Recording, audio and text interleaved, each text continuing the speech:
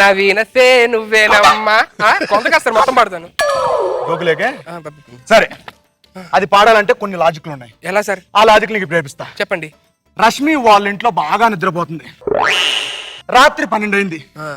ఆ అమ్మాయిని మాత్రమే లేపాలి, పక్కన మాత్రం లేకొద్దు. ఎలా లేపుతలేపు? ఆ అమ్మాయిని ఎందుకు సార్ లేపడం? ఇప్పుడు బాగోదేమో. జబర్దస్త్ చేయడానికి కాదురా, లేపో. రష్మి కొంచెం ఓపెన్, రష్మి కొంచెం రైట్. ఏ రష్మి, ఇప్పుడు పాట పాడు.